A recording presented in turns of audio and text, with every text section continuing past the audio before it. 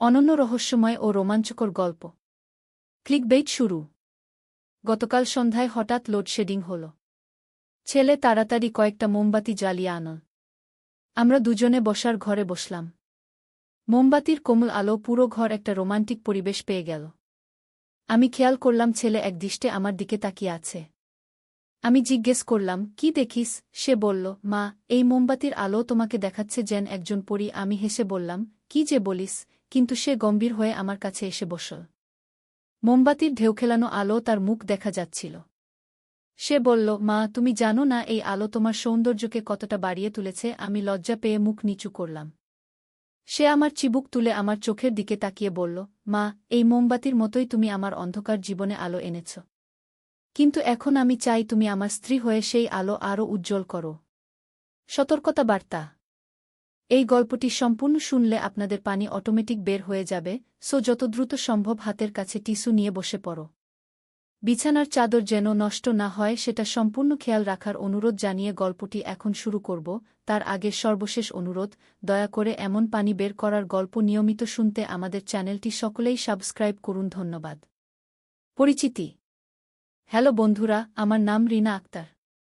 আমার বয়স ৩৯ বছর। আমার স্বামীর নাম করিম আক্তার, বয়স ৪৬ বছর। আমাদের ২ সন্তান, রাফি আর তনিমা। রাফি ২১ বছর বয়সী, ইউনিভার্সিটিতে পড়ে। তনিমা ১৪ বছর বয়সী, স্কুলে যায়। মূল গল্প। এই ঘটনা গত বছরের জুন মাসের। আমাদের এলাকায় তখন প্রচণ্ড গরম পড়েছিল। তার উপর প্রায় প্রতিদিনই লোডশেডিং হতো। সেদিন ছিল শুক্রবার। করিম অফিস থেকে একটু তাড়াতাড়ি ফিরে এসেছিল। তনিমা বান্ধবীদের সাথে বেড়াতে গেছে। রাফি বিকেলে ক্রিকেট খেলতে গিয়েছিল। সন্ধ্যা ৬:৩০টার সময় হঠাৎ বিদ্যুৎ চলে গেল। আমি রান্নাঘরে খোঁজ করে দেখি মোমবাতি নেই। রাফি ফিরে এসে বলল, মা, দোকান থেকে মোমবাতি কিনে আনি? আমি বললাম, হ্যাঁ, তাড়াতাড়ি নিয়ে আয়। রাফি দোকান থেকে কয়েকটা সুগন্ধি মোমবাতি কিনে আন। সেগুলো জ্বালানোর পর পুরো ঘরে একটা মধুর গন্ধ ছড়িয়ে গেল। আমি আর রাফি বসার ঘরে বসে গল্প করতে লাগলাম। মা, তুমি জানো আজ ক্রিকেট খেলায় কি হয়েছিল? রাফি উৎসাহ নিয়ে বলতে শুরু করল। আমি বললাম, কি হয়েছিল? সে বলল, আমি ৫০ রান করেছি। সবাই বলেছে আমি খুব ভালো খেলি। আমি গর্বিত হয়ে বললাম, বাহ, তুই তো দিন দিন ভালো খেলোয়াড় হয়ে উঠছিস। কি? রাফি খুশি হয়ে বলল, মা, তুমি আমার সাফল্যে এত খুশি হও দেখে আমার আরও ভালো করতে ইচ্ছে করে। কি? মোমবাতির আলো রাফির মুখটা দেখাচ্ছিল খুব সুন্দর। আমি বললাম, তুই কত বড় হয়ে গেছিস? রাফি হঠাৎ গম্ভীর হয়ে বলল, মা, আমি যখন ছোট ছিলাম তখন ভাবতাম তুমি পৃথিবীর সবচেয়ে সুন্দর মানুষ। এখনও আমার সেই ভাবনা পাল্টায়নি। গি আমি একটু অবাক হয়ে বললাম, কি যে বলিস? রাফি বলল, না মা, আমি সত্যি কথা বলছি। এই মোমবাতির আলোতে তোমাকে আরও সুন্দর দেখাচ্ছে। আমি লজ্জা পেয়ে বললাম, এসব কি বলছিস তুই? রাফি আমার পাশে এসে বসল। সে বলল, মা, তুমি শুধু সুন্দর নও, তুমি খুব ভালো মানুষও। তুমি আমাদের জন্য কত কিছু করো। আমি যখন অসুস্থ হই তুমি সারারাত জেগে আমার সেবা করো। আমার চোখে পানি এসে গেল। বললাম, এটাই তো মায়ের দায়িত্ব। রাফি বলল, কিন্তু মা, তুমি যেভাবে ভালোবাসো সেরকম ভালোবাসা সবার কাছে পাওয়া যায় না। তুমি আমার জীবনের আলো। হঠাৎ করিম ঘরে ঢুকল। সে বলল, কি কথা হচ্ছে এখানে? আমি বললাম, রাফি আমার প্রশংসা করছিল। করিম হেসে বলল, তোমার মায়ের প্রশংসা করা ঠিকই আছে। তিনি সত্যিই প্রশংসার যোগ্য। রাফি বলল, বাবা, মা আমার অনুপ্রেরণা।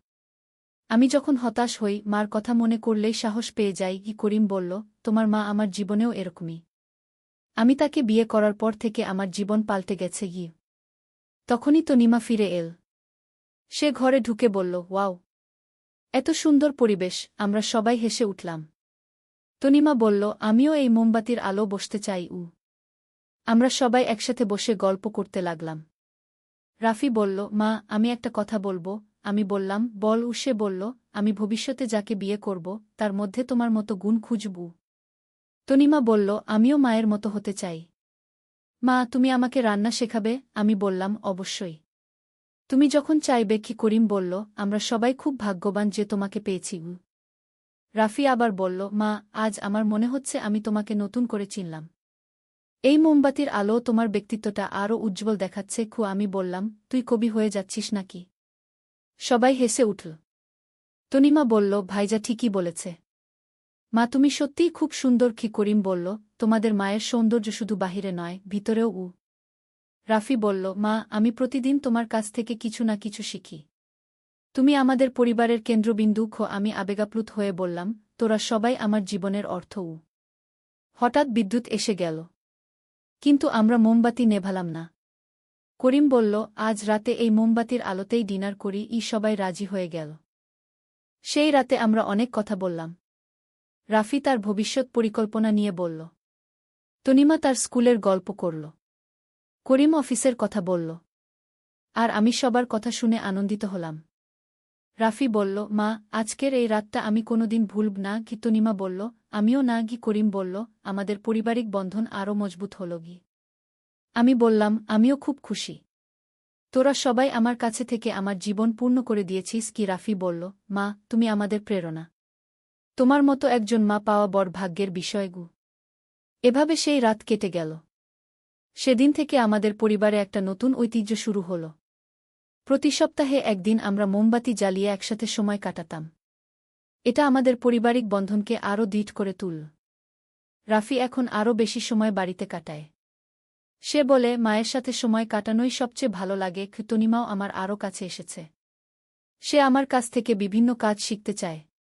করিম প্রায়ই বলে, আমাদের পরিবারে ভালোবাসার কমতি নেই। আর আমি ভাবি, এই ভালোবাসাই আমার জীবনের সবচেয়ে বড় সম্পদ। আমাদের এই মোমবাতির রাত থেকে একটি রহস্যময় ঘটনার সূচনা হল। পরের দিন সকালে রাফি আমাকে বলল, মা, গতরাতে আমার একটা স্বপ্ন হয়েছে। আমি জিজ্ঞেস করলাম, কেমন স্বপ্ন? সে বলল, আমি দেখেছি আমাদের বাড়িতে একটা গুপ্তধন লুকানো আছে। তনিমা শুনে উৎসাহিত হয়ে বলল, সত্যি? কোথায়? রাফি বলল, স্বপ্নে দেখেছি আমাদের পুরানো আলমারির পেছনে একটা গোপন জায়গা আছে। কি করিম হেসে বলল, স্বপ্ন তো স্বপ্নই, কিন্তু আমার কৌতূহল জেগেছিল। সেদিন বিকেলে আমি আর রাফি মিলে পুরানো আলমারিটা সরানোর চেষ্টা করলাম। আলমারিটা অনেক ভারী ছিল। করিম এসে সাহায্য করল। আলমারি সরানোর পর আমরা দেখি দেয়ালে একটা ছোট্ট ফাটল আছে। রাফি উৎসাহিত হয়ে বলল, মা, দেখো, সত্যিই কিছু একটা আছে। আমি টর্চ নিয়ে ফাটলের ভিতর দেখলাম। সেখানে একটা পুরানো কাপড়ে মোড়ানো কিছু একটা আছে। আমার হাত কাঁপছিল। সেই কাপড়ের পুটলিটা বের করে খুলে দেখি ভিতরে কয়েকটা পুরানো চিঠি আর একটা ছোট্ট সোনার লকেট আছে। চিঠিগুলো আমাদের দাদুর লেখা। তিনি লিখেছিলেন আমাদের পূর্বপুরুষদের সম্পর্কে। চিঠি পড়ে জানলাম আমাদের পরিবারের একটা গোপন ইতিহাস আছে। আমাদের প্রপিতামহ একজন স্বাধীনতা সংগ্রামী ছিলেন। তিনি ব্রিটিশদের বিরুদ্ধে লড়াই করেছিলেন। এই লকেটটা তার স্ত্রীর ছিল, আমাদের প্রপিতামহী। রাফি আবেগে গলা কাঁপিয়ে বলল, মা, আমাদের পরিবারের এত গৌরবময় ইতিহাস ছিল। তনিমা বলল, আমরা বীরের সন্তান। করিম বলল, এই চিঠিগুলো আমাদের সংরক্ষণ করতে হবে।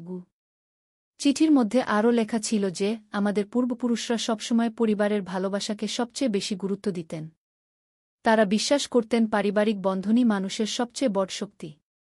আমি চিঠি পড়তে পড়তে কাঁদতে শুরু করলাম। রাফি আমার কাঁধে হাত রেখে বলল, মা, তুমি কাঁদছ কেন? আমি বললাম, আমি গর্বে কাঁদছি। আমাদের পূর্বপুরুষরা কত মহান ছিলেন। করিম বলল, আমাদের সন্তানদের এই গৌরবময় ইতিহাস সম্পর্কে জানানো দরকার। তনিমা বলল, আমি স্কুলে আমাদের পূর্বপুরুষদের সম্পর্কে একটা প্রজেক্ট করব। রাফি বলল, আমিও ইউনিভার্সিটিতে এই ইতিহাস নিয়ে কাজ করব। সেদিন রাতে আমরা আবার মোমবাতি জ্বালিয়ে বসলাম। রাফি বলল, মা, গতকাল যখন তুমি বলেছিলে আমি তোমার জীবনের আলো, আজ আমি বুঝেছি আমাদের পূর্বপুরুষদের ভালোবাসাও আমাদের জীবনে আলো হয়ে আছে। আমি বললাম, হ্যাঁ বেটা, আমাদের পরিবারের ভালোবাসা প্রজন্ম থেকে প্রজন্মে চলে আসছে। তনিমা বলল, আমিও আমার সন্তানদের এই ভালোবাসা দেব। করিম বলল, আমরা আমাদের ঐতিহ্য ধরে রাখব। পরের কয়েকদিন আমরা সেই পুরানো চিঠিগুলো নিয়ে গবেষণা করলাম। আমাদের এলাকার একজন ইতিহাসবিদ এসে চিঠিগুলো দেখলেন। তিনি বললেন, এগুলো খুবই মূল্যবান ঐতিহাসিক দলিল। রাফি তার কলেজের প্রফেসরদের কাছে এই চিঠিগুলো নিয়ে গেল। তারা বললেন, তোমাদের পরিবারের ইতিহাস খুবই গর্বের। তনিমাও তার ক্লাসে এই গল্প বলল। সবাই অবাক হয়ে শুনল। একদিন রাফি বলল, মা, আমি একটা কথা বলবো। আমি বললাম, বল বেটা। সে বলল, আমি ভাবছি আমাদের পরিবারের এই ইতিহাস নিয়ে একটা বই লিখব। আমি খুশি হয়ে বললাম, খুব ভালো কথা। করিম বলল, আমিও সাহায্য করব। আমরা আমাদের এলাকার অন্যান্য পুরানো পরিবারগুলোর সাথে কথা বলব। তনিমা বলল, আমি ছবি আঁকব। এভাবে আমাদের পরিবারে একটা নতুন উৎসাহ সৃষ্টি হল। সেই সোনার লকেটটা আমি গলায় পরলাম। রাফি বলল, মা, এই লকেট তোমার গলায় খুব মানিয়েছে। আমি বললাম, এটা শুধু গহনা নয়, এটা আমাদের পূর্বপুরুষদের ভালোবাসার নিদর্শন। একদিন সন্ধ্যায় আমরা যখন আবার মোমবাতির আলো বসেছি, তখন রাফি বলল, মা, সেই দিন যখন আমি বলেছিলাম তুমি আমার জীবনে আলো এনেছ, আজ আমি বুঝতে পারছি সেটা আসলে আমাদের পূর্বপুরুষদের আশীর্বাদ। আমি বললাম, হ্যাঁ বেটা, আমাদের পরিবারের ভালোবাসা একটা ধারাবাহিকতা। তনিমা বলল, আমিও এই ধারা অব্যাহত রাখব। করিম বলল, আমাদের সন্তানরা আমাদের গর্ব। সেদিন রাতে আমার স্বপ্নে দেখলাম আমাদের প্রপিতামহী আমাকে আশীর্বাদ করছেন। তিনি বলছেন, তোমার পরিবারের ভালোবাসা আমাদের আত্মাকে শান্তি দিয়েছে। আমি স্বপ্নে কাঁদতে শুরু করলাম। পরদিন সকালে আমি সবাইকে স্বপ্নের কথা বললাম। রাফি বলল, মা, আমার বিশ্বাস তুমি সত্যিই প্রপিতামহীর আশীর্বাদ পেয়েছ। তনিমা বলল, আমাদের পরিবার আসলেই পবিত্র। করিম বলল, আমরা আমাদের সন্তানদের এই পবিত্রতা শেখাব। এভাবে মাস খানেক কেটে গেল। আমাদের পরিবারের মধ্যে নতুন এক স্পিরিট তৈরি হয়েছে। আমরা প্রতিদিন একসাথে সময় কাটাই, একে অপরের প্রতি আরও যত্নবান হয়েছি। রাফি এখন প্রায়ই বলে, মা, তোমার কাছ থেকে আমি শুধু ভালোবাসাই পাইনি, আমি একটা সম্পূর্ণ জীবন দর্শন পেয়েছি। আমি বলি, এটাই আমাদের পারিবারিক ঐতিহ্য। তনিমা এখন আরও বেশি পড়াশোনায় মনোযোগী হয়েছে। সে বলে, আমি আমাদের পরিবারের নাম উজ্জ্বল করব। করিম বলে, আমাদের সন্তানরা আমাদের স্বপ্ন পূরণ করবে। একদিন রাফি বলল, মা, আমি একটা সিদ্ধান্ত নিয়েছি। আমি জিজ্ঞেস করলাম, কি সিদ্ধান্ত? সে বলল, আমি আমাদের পূর্বপুরুষদের মতো দেশের সেবা করব। আমি সিভিল সার্ভিসে যাব। আমি গর্বে বুক ভরে গেল। বললাম, তুই আমাদের সবার গর্ব। করিম বলল, আমি তোমার পাশে আছি। তনিমা বলল, আমিও ডাক্তার হয়ে মানুষের সেবা করব। এভাবে আমাদের সেই মোমবাতির রাত থেকে শুরু হওয়া যাত্রা আমাদের পরিবারকে একটা নতুন দিকে নিয়ে গেল। আমরা শুধু একটা পরিবার নই, আমরা একটা উদ্দেশ্যে একসাথে থাকা মানুষ। রাফি এখন প্রতিদিন সকালে আমাকে বলে, মা, তুমি আমার অনুপ্রেরণা। আমি বলি, তুইও আমার গর্ব। তনিমা বলে, আমাদের পরিবারটা পারফেক্ট। করিম বলে, আমরা আমাদের সন্তানদের জন্য একটা আদর্শ উদাহরণ। আজ যখন আমি এই গল্প বলছি, তখনও আমার গলায় সেই সোনার লকেটটা আছে। এটা আমাকে মনে করিয়ে দেয় যে ভালোবাসা আর পারিবারিক বন্ধনই জীবনের সবচেয়ে বড় সম্পদ। রাফি এখন তার বন্ধুদের বলে, আমার মা পৃথিবীর সেরা মা। তনিমা তার সহপাঠীদের বলে, আমাদের পরিবার খুবই স্পেশাল। আর করিম তার সহকর্মীদের বলে, পারিবারিক ভালোবাসাই সফলতার চাবিকাঠি। এভাবেই আমাদের সেই মোমবাতির আলো শুরু হওয়া কথোপকথন আমাদের জীবনে একটা বিপ্লব এনে দিল। আমরা একে অপরকে আরও গভীরভাবে বুঝতে পারলাম, আমাদের পূর্বপুরুষদের সাথে সংযোগ স্থাপন করলাম। শেষ। এই ছিল আমাদের পরিবারের একটি অসাধারণ অভিজ্ঞতা। একটি সাধারণ লোডশেডিং থেকে শুরু হয়ে আমাদের পারিবারিক ইতিহাস আবিষ্কার পর্যন্ত এই যাত্রা। কখনো কখনো ছোট ঘটনাগুলোই আমাদের জীবনে বড় পরিবর্তন নিয়ে আসে। মোমবাতির আলো শুধু অন্ধকার দূর করে না, আমাদের হৃদয়ের গভীরে লুকানো ভালোবাসাও উজ্জ্বল করে তোলে। একদিন আলী সাহেব সোহেলের অফিসে এলেন। সোহেল তাকে দেখে অবাক হয়ে গেল। স্যার, আপনি এখানে? হ্যাঁ সোহেল, তোমার অফিস একবার দেখতে চাইলাম। খুব সুন্দর হয়েছে। আলী সাহেব পুরো অফিস ঘুরে দেখলেন, কর্মচারীদের সাথে কথা বললেন। তারপর সোহেলের রুমে এসে বসলেন। সোহেল, তুমি অনেক দূর এসেছ। মনে আছে 7 বছর আগে তুমি যখন আমার অফিসে প্রথম এসেছিলে চা বানানোর কাজ করতে? হ্যাঁ স্যার, সব মনে আছে। আমি গর্বিত যে আমি তোমাকে একটা সুযোগ দিয়েছিলাম, আর তুমি সেই সুযোগকে কাজে লাগিয়েছ। জানো সফলতার মূল সূত্র কি? কি স্যার? কঠোর পরিশ্রম, সততা আর হাল না ছাড়া। তোমার মধ্যে এই 3টা গুণই আছে। সোহেল চোখে জল নিয়ে বলল, আপনি না থাকলে আজ আমি এখানে পৌঁছাতে পারতাম না স্যার। না সোহেল, আমি শুধু একটা দরজা খুলে দিয়েছিলাম। ভেতরে ঢুকে পথ তৈরি করেছ তুমি নিজে। আলী সাহেব চলে যাওয়ার আগে বললেন, আমার একটা বড় প্রজেক্ট আছে, একটা 20 ফ্লোর বিজনেস টাওয়ার। আমি চাই তুমি এই প্রজেক্টে আমার সাথে পার্টনার হও। 50-50। রাজি? সোহেল অবাক হয়ে গেল। এত বড় প্রজেক্ট? স্যার, আমার কি যথেষ্ট সামর্থ্য আছে? আছে, আমি বিশ্বাস করি। সোহেল রাজি হয়ে গেল। এটা তার জীবনের সবচেয়ে বড় প্রজেক্ট হবে। ৫০ অধ্যায় বড় চ্যালেঞ্জ। 20 ফ্লোর বিজনেস টাওয়ারের কাজ শুরু হল। এটা সোহেলের জীবনের সবচেয়ে বড় চ্যালেঞ্জ। প্রজেক্টের বাজেট প্রায় ১০ করোড় টাকা। সোহেলকে ৫ করোড় টাকা ইনভেস্ট করতে হবে। সোহেল তার সব সঞ্চয়ে ব্যাংক লোন আর কিছু ইনভেস্টর থেকে টাকা জোগাড় করল। এটা একটা বিশাল ঝুঁকি।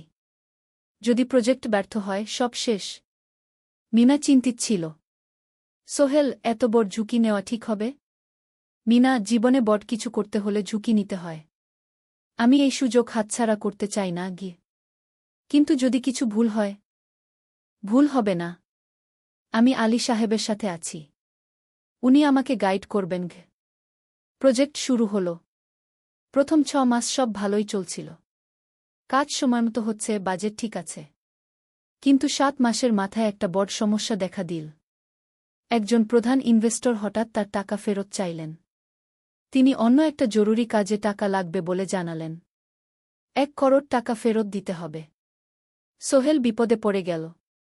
১ করোড় টাকা এখন কোথায় পাবে? প্রজেক্টে সব টাকা ঢেলে দিয়েছে। সে আলী সাহেবের সাথে কথা বলল। আলী সাহেব বললেন, চিন্তা করো না, আমি ব্যবস্থা করছি। কিন্তু আলী সাহেবও বড় একটা প্রজেক্টে আটকে আছেন। তার হাতে লিকুইড ক্যাশ নেই। সোহেল অন্য ব্যাংক থেকে লোন নেওয়ার চেষ্টা করল। কিন্তু ব্যাংক বলল, ইতিমধ্যে তার অনেক লোন আছে, নতুন লোন দিতে পারবে না। সোহেল রাতে ঘুমাতে পারছিল না। খাওয়া দাওয়া বন্ধ করে দিয়েছিল। মিনা তাকে দেখে খুব চিন্তিত হয়ে গেল। সোহেল, প্লিজ নিজেকে এভাবে শেষ করে ফেলো না। কোনো একটা রাস্তা বের হবেই কি। কিন্তু সোহেল কোনো রাস্তা দেখতে পাচ্ছিল না। ইনভেস্টর ১৫ দিন সময় দিয়েছে। ১৫ দিনের মধ্যে টাকা ফেরত না দিলে তিনি আইনি ব্যবস্থা নেবেন। ১০ দিন কেটে গেল। সোহেল কোনো সমাধান খুঁজে পেল না। সে প্রায় হাল ছেড়ে দিয়েছিল। ১১ দিনের দিন একটা অপ্রত্যাশিত ঘটনা ঘটল। জাহিদ ভাই, সোহেলের পুরনো সহকর্মী, তার অফিসে এলেন। জাহিদ ভাই এখন একটা রিয়েল এস্টেট কোম্পানিতে সিনিয়র ম্যানেজার। সোহেল, আমি তোমার সমস্যার কথা শুনেছি। হ্যাঁ ভাই, আমি বিপদে পড়েছি। আমি তোমাকে সাহায্য করতে চাই। আমার কিছু সঞ্চয় আছে, ৫ লাখ টাকা। তুমি নাও। সোহেল চোখে জল নিয়ে বলল, ভাই আমি কিছু বলার দরকার নেই। তুমি আমাকে অনেক কিছু শিখিয়েছ। তোমার কাছ থেকে পরিশ্রম আর সততা শিখেছি। এখন আমার পালা তোমাকে সাহায্য করার। জাহিদ ভাই চলে যাওয়ার পর আরও দুজন এলো। একজন সোহেলের পুরনো ক্লায়েন্ট, আরেকজন তার কর্মচারী। দুজন মিলে আরও ৮ লাখ টাকা দিল। করিম মামা ২০ লাখ টাকা ব্যবস্থা করলেন। তার কিছু বন্ধুদের কাছ থেকে ধার করে। মিনা তার সব গয়না বিক্রি করে ১০ লাখ টাকা দিল। সবাই মিলে প্রায় ৪৫ লাখ টাকা জোগাড় হল।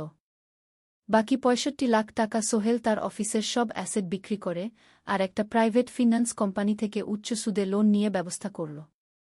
ঠিক ১৪ দিনের দিন সোহেল ইনভেস্টরকে ১ করোড় টাকা ফেরত দিল। ইনভেস্টর টাকা নিয়ে চলে গেলেন। সোহেল তার অফিসে ফিরে এসে চেয়ারে বসে কাঁদল। এত চাপ, এত টেনশন, সব যেন একসাথে বের হয়ে এল। মিনা এসে তাকে জড়িয়ে ধরল। আমরা পেরেছি সোহেল, আমরা পেরেছি। ১৬ অধ্যায় পুনরুদ্ধার। এই ঘটনার পর সোহেল আরও সাবধান হয়ে গেল। সে বুঝল, ব্যবসায় শুধু সাহস নয়, বুদ্ধিও লাগে। ঝুঁকি নিতে হয়, কিন্তু হিসাব করে। প্রজেক্ট চলতে থাকল। এবার সোহেল আরও সতর্কতার সাথে সবকিছু পরিচালনা করল। প্রতিটা খরচ হিসাব করল, প্রতিটা সিদ্ধান্ত ভেবেচিন্তে নিল। আরও ১ বছর পর 20 ফ্লোর বিজনেস টাওয়ার সম্পন্ন হল। চমৎকার বিল্ডিং, শহরের অন্যতম সুন্দর ভবন। বিল্ডিংয়ের উদ্বোধন অনুষ্ঠানে শহরের মেয়র এলেন। অনেক ব্যবসায়ী, সাংবাদিক এল। সোহেলের নাম পত্রিকায় ছাপা হল। স্বপ্নের শহরে এক তরুণ উদ্যোক্তার সফলতার গল্প। প্রজেক্ট থেকে সোহেলের লাভ হল প্রায় ২ করোড় টাকা। এই টাকা দিয়ে সে সব ঋণ শোধ করল। জাহিদ ভাইয়ের টাকা ফেরত দিল। করিম মামার ঋণ শোধ করল। যারা সাহায্য করেছিল সবাইকে টাকা ফেরত দিল। মিনার জন্য নতুন গয়না কিন। আরও সুন্দর। তার মাকে গ্রামে একটা নতুন পাকা বাড়ি বানিয়ে দিল। মা কাঁদতে কাঁদতে বললেন, তোর বাবা বেঁচে থাকলে কত খুশি হতো। তুই আমার সব স্বপ্ন পূরণ করেছিস গে। সোহেল নিজেদের জন্য একটা ফ্ল্যাট কিন। 4 রুমের ফ্ল্যাট, সমুদ্রের কাছে। এখন আর ভাড়া বাড়িতে থাকতে হয় না। সপ্তদশ অধ্যায়, প্রতিদান। সোহেল এখন একজন প্রতিষ্ঠিত উদ্যোক্তা। কিন্তু সে তার শেখ ভোলেনি। যে গ্রাম থেকে সে এসেছে, যারা তাকে সাহায্য করেছে, কাউকেই ভোলেনি। সে তার গ্রামে একটা স্কুল বানিয়ে দিল। সোহেল ফাউন্ডেশন স্কুল কো গরিব ছেলেমেয়েরা ফ্রিতে পড়তে পারবে। ভালো শিক্ষক নিযোগ দিল। ভালো পড়াশোনার ব্যবস্থা করল। শহরে একটা ফ্রি মেডিকেল ক্লিনিক খুল। গরিব মানুষরা ফ্রিতে চিকিৎসা পাবে। প্রতি বছর 10 জন মেধাবী কিন্তু গরিব ছাত্রছাত্রীকে স্কলারশিপ দেওয়া শুরু করল। তারা বিনামূল্যে পড়াশোনা করতে পারবে। একদিন একটা টিভি চ্যানেল সোহেলের ইন্টারভিউ নিতে এলো। আপনার সফলতার গোপন সূত্র কি? সোহেল একটু ভেবে বলল, কঠোর পরিশ্রম, সততা আর হাল না ছাড়া। এই 3টা জিনিস যদি কারো মধ্যে থাকে, সে যে কোনো কিছু অর্জন করতে পারে। আর সবচেয়ে বড় কথা, যারা আমাকে সাহায্য করেছে তাদের ছাড়া আমি কিছুই না। একা কেউ সফল হতে পারে না গি। আপনার পরবর্তী স্বপ্ন কি? আমি চাই আরও মানুষকে সাহায্য করতে। আমার মতো যারা গ্রাম থেকে শহরে আসে তাদের জন্য একটা ট্রেনিং সেন্টার খুলব। তারা সেখানে বিভিন্ন স্কিল শিখতে পারবে, চাকরি পাবে, নিজের পায়ে দাঁড়াতে পারবে। অষ্টাদশ অধ্যায়, নতুন প্রজন্ম। আরও 5 বছর কেটে গেল। সোহেল এখন 45 বছরের। তার মেয়ে সারা এখন 9 বছরের। স্কুলে ক্লাস 4-এ পড়ে। খুব মেধাবী মেয়ে। একদিন সারা বাবাকে জিজ্ঞেস করল, বাবা, তুমি কিভাবে এত বড় হলে? আমার বন্ধুরা বলে তুমি একজন সফল মানুষ গো। সোহেল তাকে কোলে নিয়ে বসল। বাবা, তুমি জানো তোমার দাদু ছিলেন একজন স্কুল শিক্ষক। খুব সৎ মানুষ। কিন্তু আমরা গরিব ছিলাম। আমি রিকশা চালাতাম গো। রিকশা? সত্যি? হ্যাঁ। তারপর আমি এই শহরে এলাম। অনেক কষ্ট করেছি।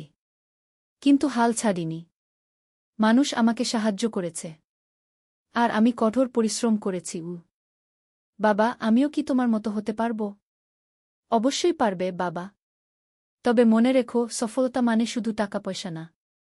সফলতা মানে ভালো মানুষ হওয়া, অন্যদের সাহায্য করা, সৎ থাকা। সারা মাথা নাড়ল। আমি ভালো মানুষ হব বাবা।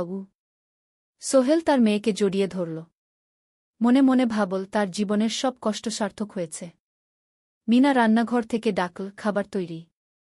এসো। সোহেল সারাকে নিয়ে ডাইনিং টেবিলে গেল। ঋতু এসেছে। সে এখন বিয়ে করেছে, তার একটা ছেলে হয়েছে। সোহেলের মা মাঝে মাঝে চট্টগ্রামে বেড়াতে আসেন। আজও এসেছেন। সবাই মিলে খেতে বসল। হাসিগল্পে ভরা পরিবার। সোহেল তাকাল তার মায়ের দিকে, মিনার দিকে, সারার দিকে, ঋতুর দিকে। মনে হল, জীবনে আর কি চাই? খাওয়া শেষে সবাই বসে রইল। গল্প করছিল। হঠাৎ সোহেলের ফোন বাজল। অফিস থেকে। একটা জরুরি বিষয়। সোহেল ফোন রেখে দিয়ে মিনাকে বলল, একটা নতুন প্রজেক্টের প্রস্তাব এসেছে। একটা এতিমখানা বানানোর কাজ। সরকারি প্রজেক্ট। তুমি নেবে? অবশ্যই। এটা আমার স্বপ্নের প্রজেক্ট। যেসব বাচ্চাদের বাবা মা নেই তাদের জন্য একটা সুন্দর জায়গা। মিনা হাসল। তুমি কখনো বদলাও না। এখনো অন্যদের কথা ভাবো। এটাই তো জীবন মিনা। শুধু নিজের জন্য বাঁচলে কি হবে? 49 অধ্যায়, উত্তরাধিকার। 10 বছর আরও কেটে গেল। সোহেল এখন 55 বছরের। তার চুলে পাক ধরেছে। কিন্তু শক্তি এখনও আগের মতোই। সারা এখন 19 বছরের। সে বিশ্ববিদ্যালয়ে ইঞ্জিনিয়ারিং পড়ছে। সে চায় বাবার মতো কনস্ট্রাকশন ইন্ডাস্ট্রিতে কাজ করতে। একদিন সারা বাবাকে বলল, বাবা, আমি তোমার কোম্পানিতে কাজ করতে চাই। এখনও তো তোর পড়াশোনা বাকি। জানি। কিন্তু আমি এখন থেকেই শিখতে চাই। ছুটির দিনে তোমার সাথে সাইটে যেতে চাই। দেখতে চাই কিভাবে কাজ হয়। সোহেল খুশি হয়ে গেল। তার মেয়ে তার পথ অনুসরণ করতে চায়। ঠিক আছে। কিন্তু শর্ত হলো, তোকে সবকিছু নিজ থেকে শিখতে হবে। কোনো স্পেশাল ট্রিটমেন্ট পাবি না। আমি তো তাই চাই বাবাগু। সারা তার বাবার সাথে কাজ শিখতে শুরু করল। সে দেখল কিভাবে শ্রমিকরা কাজ করে, কিভাবে ম্যাটেরিয়াল বাছাই করতে হয়, কিভাবে একটা প্রজেক্ট ম্যানেজ করতে হয়। সোহেল তাকে কোনো সহজ পথ দিল না। সারাকেও সবার মতো কষ্ট করতে হল। সাইটে রোদে দাঁড়িয়ে থাকতে হল। শ্রমিকদের সাথে কথা বলতে হল। কিন্তু সারা হাল ছাড়ল না। সে তার বাবার মেয়ে। পরিশ্রম করতে জানে। 3 বছর পর সারা গ্রাজুয়েট হল। সে সোহেলের কোম্পানিতে জুনিয়র প্রজেক্ট ম্যানেজার হিসেবে যোগ দিল। সোহেল ধীরে ধীরে সারাকে বড় দায়িত্ব দিতে শুরু করল। সারা তার বাবার মতোই সৎ, পরিশ্রমী। 20 অধ্যায়, সমাপ্তি নয়, নতুন শুরু। আরও 5 বছর পর সোহেল এখন 60 বছরের। সে সিদ্ধান্ত নিল, এবার অবসর নেওয়ার সময় এসেছে। কোম্পানির দায়িত্ব সারাকে দেবে। একটা অনুষ্ঠান করা হল। সোহেল আনুষ্ঠানিকভাবে কোম্পানির চেয়ারম্যান পদ থেকে অবসর নিল। সারা হল নতুন ম্যানেজিং ডিরেক্টর। সোহেল তার বক্তব্যে বলল, আমি যখন এই শহরে এসেছিলাম আমার পকেটে ছিল মাত্র 5,000 টাকা। একটা ছোট্ট ব্যাগ। আর অনেক স্বপ্ন। আজ 40 বছর পর আমি পেছনে ফিরে তাকাই, দেখি একটা দীর্ঘ পথ। সেই পথে অনেক কষ্ট ছিল, অনেক বাধা ছিল। কিন্তু ছিল অনেক ভালোবাসাও। অনেক মানুষের সাহায্যও। আমি বিশ্বাস করি সফলতা একা আসে না। এটা আসে অনেক মানুষের সমর্থন, ভালোবাসা আর বিশ্বাস নিয়ে। আমি যা কিছু অর্জন করেছি তা আমার একার না। এটা আমার পরিবারের, আমার কর্মচারীদের, আমার বন্ধুদের, সবার। আজ আমি আমার মেয়ে সারার হাতে এই দায়িত্ব তুলে দিচ্ছি। আমি জানি সে আমার চেয়ে ভালো করবে। কারণ সে শিখেছে আমার ভুল থেকে, আমার অভিজ্ঞতা থেকে। অনুষ্ঠান শেষ হল। সবাই চলে গেল। সোহেল আর মিনা অফিসে একা দাঁড়িয়ে রইল। মিনা, মনে আছে আমরা প্রথম কখন দেখা হয়েছিলাম? হ্যাঁ, তোমার সেই ছোট্ট মুদি দোকানে। তুমি বিস্কুট কিনতে এসেছিলে। কে ভেবেছিল সেই দিন থেকে আমাদের এই পর্যস্বপ্নের শহর। প্রথম অধ্যায়, যাত্রা শুরু। সকাল 7টা বেজে গেছে। ঢাকার কমলাপুর রেলস্টেশনে মানুষের ভিড়। চারদিকে চা বিস্কুট বিক্রেতাদের চিৎকার, ট্রেনের হর্ন আর যাত্রীদের কোলাহল। এই বিশাল ভিড়ের মধ্যে একটা ছোট্ট ব্যাগ হাতে দাঁড়িয়ে আছে সোহেল। বয়স মাত্র 22। গায়ের রং শ্যামলা, চোখে স্বপ্নের ঝিলিক। ভাইজা, চট্টগ্রামের টিকিট আছে? সোহেল টিকিট কাউন্টারের সামনে দাঁড়িয়ে জিজ্ঞেস করল। আছে। 30 টাকা। কাউন্টারের লোকটা উত্তর দিল। সোহেল তার পকেট থেকে টাকা বের করল। মোট 5,000 টাকা। এই টাকা সে জমিয়েছে গত 3 বছরে রিকশা চালিয়ে। তার স্বপ্ন ছিল চট্টগ্রাম গিয়ে একটা ভালো চাকরি পাওয়া। গ্রামে আর থাকতে চায় না সে। বাবা মারা গেছেন 10 বছর আগে। মা আর ছোট বোন ঋতুকে নিয়ে সংসার চালাচ্ছিল রিকশা চালিয়ে। কিন্তু এভাবে তো আর সারা জীবন চলবে না। টিকিট কেটে সোহেল প্ল্যাটফর্মে এল। ট্রেন ছাড়বে আর মাত্র 15 মিনিট পরে। সে একটা বেঞ্চে বসে পড়ল। ব্যাগটা বুকের কাছে চেপে ধরল। এই ব্যাগে আছে তার সব সম্পদ, কিছু কাপড়, একটা ছোট্ট ফটো ফ্রেমে বাবা মায়ের ছবি, আর কিছু টাকা। কোথায় যাচ্ছেন? পাশে বসা একজন বয়স্ক মানুষ জিজ্ঞেস করলেন। চট্টগ্রাম কাকা। চাকরি খুঁজতে যাচ্ছি। কে? সোহেল বিনয়ের সাথে উত্তর দিল। ভালো। তবে শহরে সাবধানে থাকবেন। শহর মানে অনেক সুযোগ, কিন্তু অনেক ফাঁদও আছে। বয়স্ক লোকটা বললেন। সোহেল মাথা নাড়ল। সে জানে শহরের জীবন সহজ না। কিন্তু তার কোনো বিকল্প নেই। গ্রামে রিকশা চালিয়ে মাসে 3,500 টাকা আয় হতো। তার মধ্যে সংসার চালাতে হতো, বোনের স্কুলের খরচ দিতে হতো, মায়ের ওষুধের খরচ দিতে হতো। কিছুই বাঁচত না। আর এই জীবন থেকে বেরোনোর একটাই পথ, শহরে গিয়ে ভালো কাজ খুঁজে নেওয়া। সোহেল মনে মনে ভাবল তার বাবার কথা। বাবা ছিলেন একজন স্কুল শিক্ষক। খুব সৎ মানুষ ছিলেন। সবসময় বলতেন, সোহেল, তুই লেখাপড়া শিখে বড় মানুষ হবি। আমাদের পরিবারে আর কেউ বড় চাকরি করেনি। তুই করবি। কিন্তু বাবা যখন মারা গেলেন তখন সোহেল মাত্র এসএসসি পরীক্ষা দিয়েছে। ফলাফল ভালো হয়েছিল, জিপিএ অর্ধচতু। কিন্তু বাবার মৃত্যুর পর আর পড়া হল না। পরিবারের দায়িত্ব নিতে হল। ট্রেন ছাড়ল। সোহেল জানালার পাশে বসে বাইরে তাকাল। ধানক্ষেত, নদী, ছোট ছোট গ্রাম, সব পেছনে ফেলে ট্রেন এগিয়ে চল। সোহেলের মনে হল সে যেন তার পুরনো জীবনটাকেও পেছনে ফেলে আসছে। ট্রেনে একজন হকার এসে চা বিক্রি করছিল। সোহেল একটা চা কিনল। 10 টাকা। চা খেতে খেতে সে ভাবছিল চট্টগ্রাম পৌঁছে কি হবে। করিম মামা তাকে সাহায্য করবেন তো? চাকরি পাওয়া যাবে তো? করিম মামা আসলে সোহেলের খুব দূর সম্পর্কের মামা। সোহেলের দাদির বোনের ছেলে। অনেক বছর আগে গ্রাম ছেড়ে চট্টগ্রামে চলে গিয়েছিলেন। সেখানে একটা কনস্ট্রাকশন কোম্পানিতে কাজ করেন। বছরে একবার দুবার গ্রামে আসতেন। গত বছর যখন এসেছিলেন তখন সোহেলের মাকে বলেছিলেন সোহেলকে চট্টগ্রাম পাঠান। আমি একটা কাজের ব্যবস্থা করে দেব। সেই কথাতেই ভরসা করে সোহেল আজ এই যাত্রা। দ্বিতীয় অধ্যায়, নতুন শহর। চট্টগ্রাম পৌঁছাতে প্রায় 6 ঘণ্টা লেগে গেল। দুপুর 1টা বাজে। সোহেল স্টেশন থেকে বের হয়ে শহরের রাস্তায় দাঁড়াল। কি বিশাল শহর! এত গাড়ি, এত মানুষ। চারদিকে উঁচু উঁচু বিল্ডিং, দোকানপাট, মানুষের ভিড়। সোহেল কিছুক্ষণ দাঁড়িয়ে থাকল সব কিছু দেখতে দেখতে। তার মনে হচ্ছিল সে যেন অন্য কোনো পৃথিবীতে এসে পড়েছে। তার পকেটে একটা ছোট্ট কাগজ আছে। সেখানে লেখা একটা ঠিকানা, করিম মিয়া, বাড়ি নং 23, রোড নং 5, আগ্রাবাদ, চট্টগ্রামকে। সোহেল একটা রিকশা ডাকল। কত নেবেন আগ্রাবাদ যেতে? 50 টাকা গু। সোহেল রিকশায় উঠল।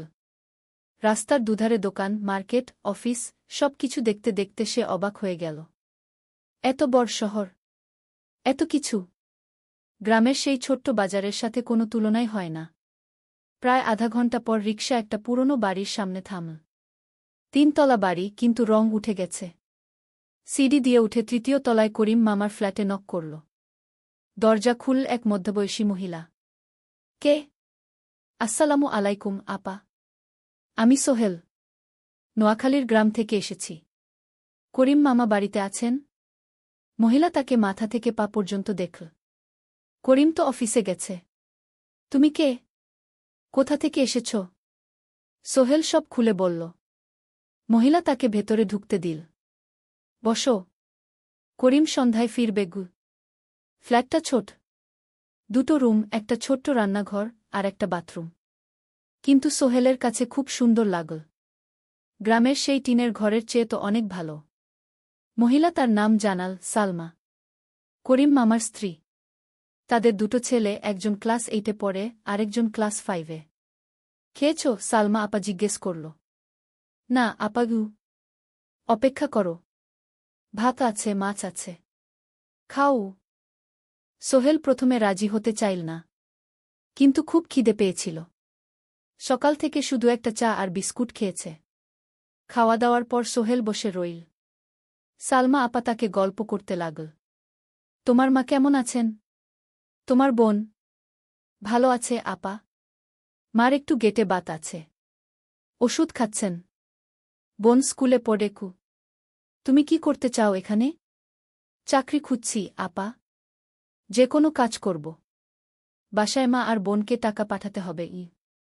সালমা আপা মাথা নাড়ল। করিম তোমার জন্য কিছু একটা করবে। সে ভালো মানুষ গ। সারাদিন অপেক্ষা করু সোহেল। সন্ধ্যা 6টায় করিম মামা ফিরলেন। 50-এর কাছাকাছি বয়স, কালো রঙের প্যান্ট শার্ট পরা, হাতে একটা ব্যাগ। আরে সোহেল, কবে এলি? করিম মামা খুশি হয়ে বললেন। আজ সকালে মামা গু। করিম মামা তাকে জড়িয়ে ধরলেন। অনেকদিন পর দেখলাম। কেমন আছিস? ভালো আছি মামা গি। ভালো করেছিস এসে। এখানে অনেক সুযোগ আছে। তোর জন্য একটা কাজের ব্যবস্থা করে দেব। তবে প্রথমে কয়েকদিন এখানে থাক। শহরটা একটু চিনে নে। তারপর কাজে যোগ দিবি। সোহেলের মনে আসার আলো জ্বল। সে ভাবল হয়তো তার ভাগ্য এবার পাল্টাবে। 3য় অধ্যায়, প্রথম চাকরি। 1 সপ্তাহ পরে করিম মামা সোহেলকে তার কোম্পানিতে নিয়ে গেলেন। কোম্পানির নাম আলামিন কনস্ট্রাকশন। অফিসটা শহরের কেন্দ্রে, 5 তলা একটা বিল্ডিংয়ের দোতলায়। মালিক আলী সাহেব। 50-এর কাছাকাছি বয়স, মোটা চেহারা, চোখে সোনার ফ্রেমের চশমা। বড়লোক মানুষ, কিন্তু খুব কড়া। এই ছেলেটাকে কি কাজে লাগাবেন? আলী সাহেব করিম মামাকে জিজ্ঞেস করলেন। স্যার, ও আমার আত্মীয়। গ্রাম থেকে এসেছে। খুব পরিশ্রমী। যে কোনো কাজে লাগাতে পারেন। আলী সাহেব সোহেলের দিকে তাকালেন। তুমি কি পড়েছ? Sir, SSC pass.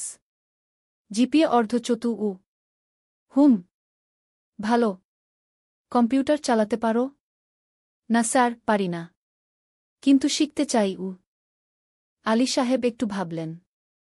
ঠিক আছে, তোমাকে অফিসের কাজে রাখব।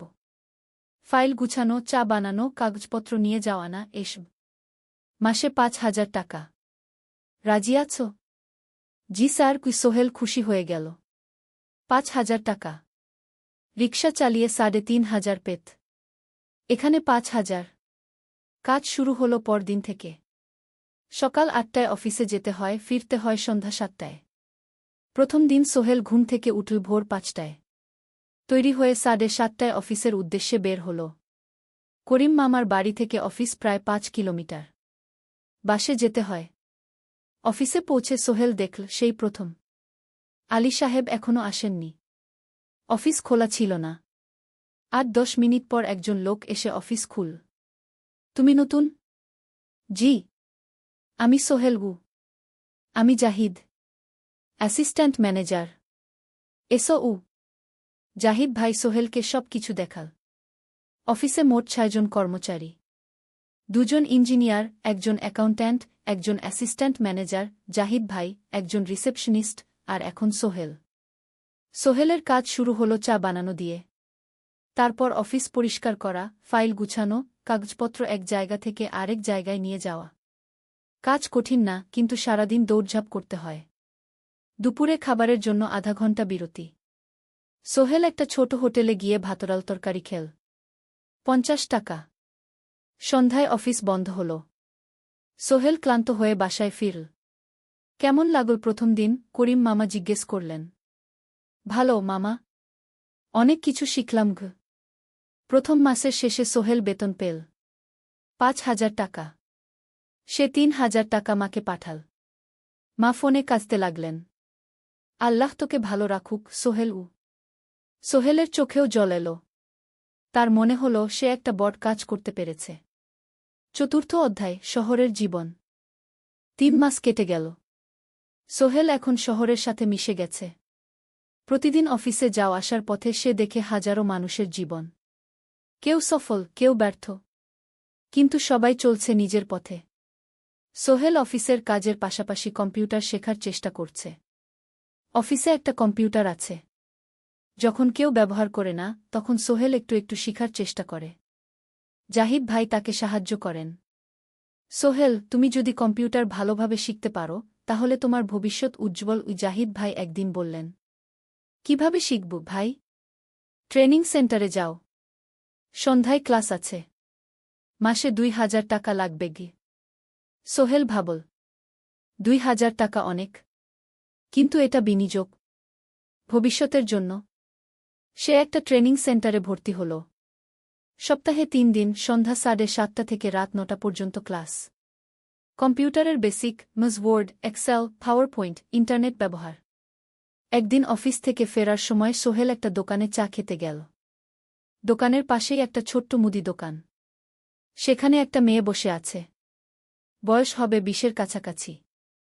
সাদাসিধে চেহারা, সাদা শাড়ি পরা, কিন্তু চোখে এক ধরনের দৃঢ়তা। ভাইজা, 1 প্যাকেট বিস্কুট দেন কি? সোহেল বলল। মেয়েটা বিস্কুট দিল। 20 টাকা। সোহেল টাকা দিয়ে যাচ্ছিল, হঠাৎ মেয়েটা বলল, আপনি নতুন এসেছেন এই এলাকায়, তাই না? হ্যাঁ। 3 মাস হল। কিভাবে বুঝলেন? আপনার চেহারা দেখেই বোঝা যায়। এখনও গ্রামের ছোঁয়া আছে। আর আপনি প্রতিদিন এই পথ দিয়ে যান। দেখেছি কি? মেয়েটা হাসল। সোহেলও হেসে ফেল। আপনি খুব পর্যবেক্ষক মনে হচ্ছে। জীবনে অনেক কিছু দেখেছি, তাই মানুষকে চিনতে শিখেছি। আপনার নাম?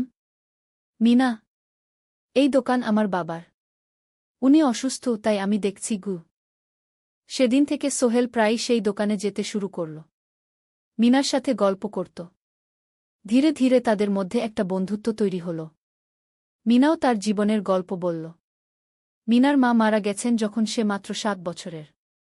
বাবা আব্দুল হামিদ একা হাতে মিনাকে বড় করেছেন। মুদি দোকান দিয়ে সংসার চালান।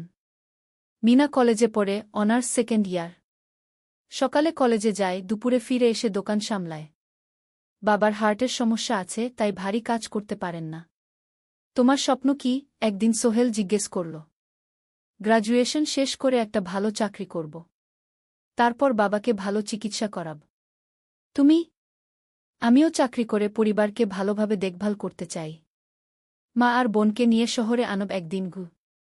দুজনেই নিজেদের স্বপ্নের কথা বলতে গিয়ে বুঝল তাদের স্বপ্ন অনেকটা একই রকম। পঞ্চম অধ্যায়, বিপদ। 6 মাস কেটে গেল। সোহেল এখন আলী সাহেবের খুব প্রিয় কর্মচারী। সে শুধু চা বিস্কুট দেওয়ার কাজই করে না, এখন কম্পিউটারেও কিছু কাজ শিখেছে। ছোটখাটো টাইপিং, ডেটা এন্ট্রি এসব করতে পারে। আলী সাহেব খুশি হয়ে তার বেতন বাড়িয়ে 8,000 টাকা করে দিয়েছেন। একদিন রাতে সোহেল অফিস থেকে ফিরছিল। সেদিন একটু দেরি হয়ে গেছে। রাত প্রায় 9টা। সাধারণত সোহেল সন্ধ্যা 7:30টায় ফিরে। কিন্তু সেদিন অফিসে একটা জরুরি কাজ ছিল। বাস থেকে নেমে সোহেল বাড়ির দিকে হাঁটছিল। হঠাৎ একটা অন্ধকার গলিতে 3 জন লোক তাকে ঘিরে ধরল। তাদের চেহারা দেখেই বোঝা যাচ্ছিল ভালো উদ্দেশ্য নিয়ে আসেনি। টাকা দে, তাড়াতাড়ি, একজন বলল। তার হাতে একটা ছুরি। সোহেল ভয় পেয়ে গেল। ভাই, আমার কাছে খুব কম টাকা আছে গি। যা আছে দে, তাড়াতাড়ি করো। সোহেল কাঁপতে কাঁপতে তার পকেট থেকে 5 টাকা বের করে দিল। এই টাকা দিয়ে সে বাজার করবে ভেবেছিল। কিন্তু ছিনতাইকারীরা সন্তুষ্ট হল না। শুধু 5 টাকা? তোর ব্যাগে কি আছে? তারা সোহেলের ব্যাগ কেড়ে নিল। ব্যাগে ছিল তার মোবাইল, কম্পিউটার ট্রেনিং সেন্টারের সার্টিফিকেট আর কিছু গুরুত্বপূর্ণ কাগজপত্র। না ভাই, ব্যাগটা ফেরত দেন। ওতে আমার জরুরি জিনিস আছে। মোবাইল নিয়ে নেন, কিন্তু ব্যাগটা দেন গু। কিন্তু ওরা শুনল না। একজন সোহেলকে জোরে ধাক্কা দিল। সোহেল পড়ে গেল। মাথা রাস্তার কংক্রিটে ধাক্কা লেগে গেল। রক্ত বের হল। 3 জন দৌড়ে পালিয়ে গেল। কিছুক্ষণ সোহেল অজ্ঞান হয়ে পড়ে রইল। তারপর ধীরে ধীরে জ্ঞান ফিরল। মাথায় প্রচণ্ড ব্যথা। সে উঠে দাঁড়ানোর চেষ্টা করল, কিন্তু মাথা ঘুরছিল। কোনোমতে একটা দেয়াল ধরে দাঁড়াল।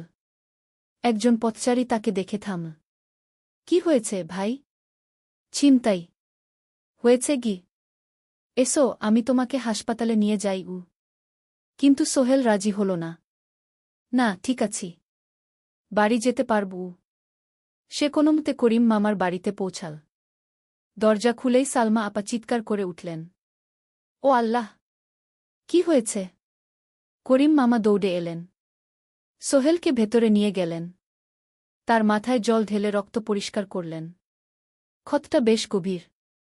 হাসপাতালে যেতে হবে কি? করিম মামা বললেন। তারা একটা অটোরিকশা নিয়ে নিকটস্থ হাসপাতালে গেলেন। ডাক্তার সোহেলের মাথায় 3টা সেলাই দিলেন। বলল, 1 সপ্তাহ বিশ্রাম নিতে হবে। কোনো ভারী কাজ করা যাবে না। হাসপাতাল থেকে ফিরে সোহেল শুয়ে রইল। তার মনে হচ্ছিল সবকিছু শেষ হয়ে গেছে। মোবাইল চলে গেছে, গুরুত্বপূর্ণ কাগজপত্র চলে গেছে। এখন 1 সপ্তাহ অফিস করতে পারবে না।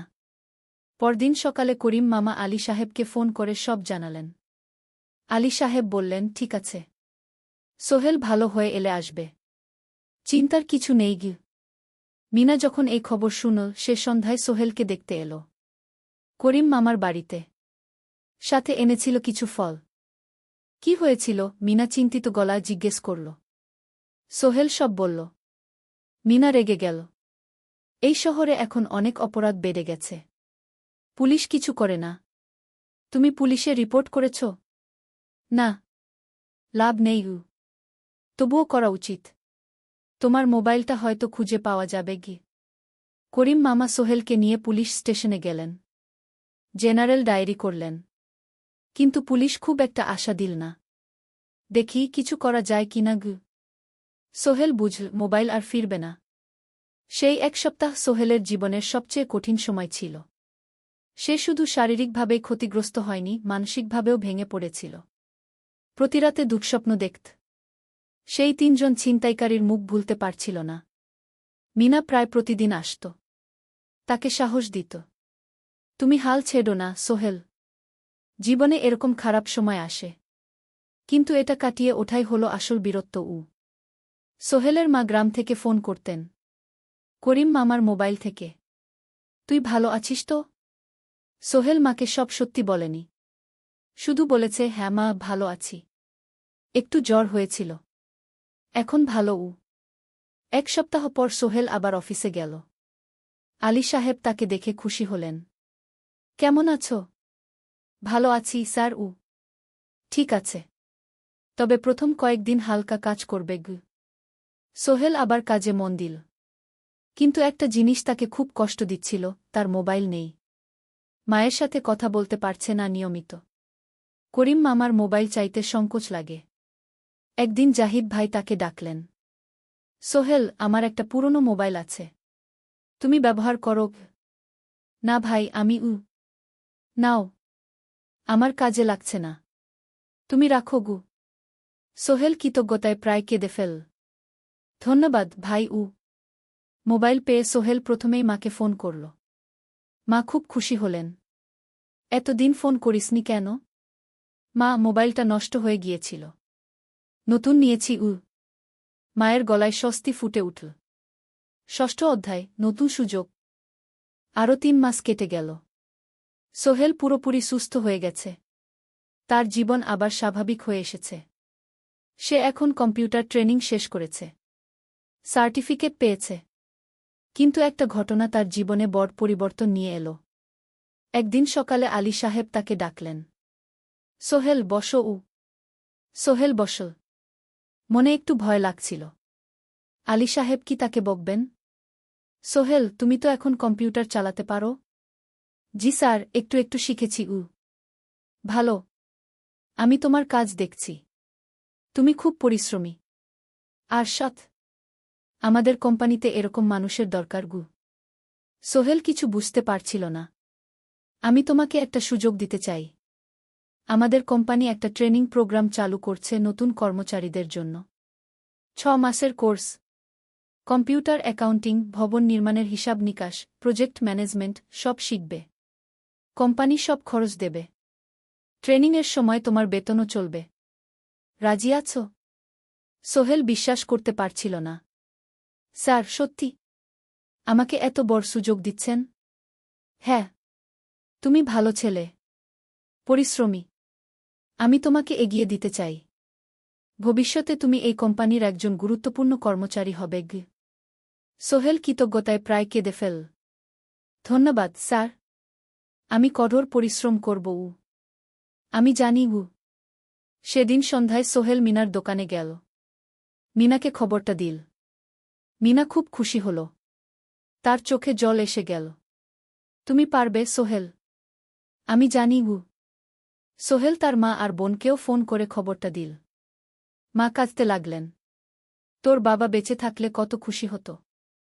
ট্রেনিং শুরু হলো পরের মাস থেকে। প্রতিদিন সকালে 3 ঘন্টা ক্লাস, তারপর বাকি সময় অফিসের কাজ।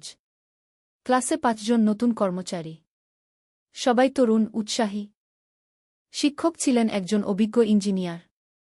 নাম রহিম স্যার। তিনি খুব ভালোভাবে সব কিছু বুঝাতেন। কম্পিউটার অ্যাকাউন্টিং, এক্সেলে জটিল ক্যালকুলেশন, প্রজেক্টের বাজেট তৈরি, সময় ব্যবস্থাপনা সব। সোহেল পুরো মনোযোগ দিয়ে শিখতে লাগল। সন্ধ্যায় বাড়ি ফিরে প্র্যাকটিস করত। করিম মামার ছেলের কাছ থেকে একটা ল্যাপটপ ধার নিত কখনো কখনো। 6 মাস পরে ট্রেনিং শেষ হল।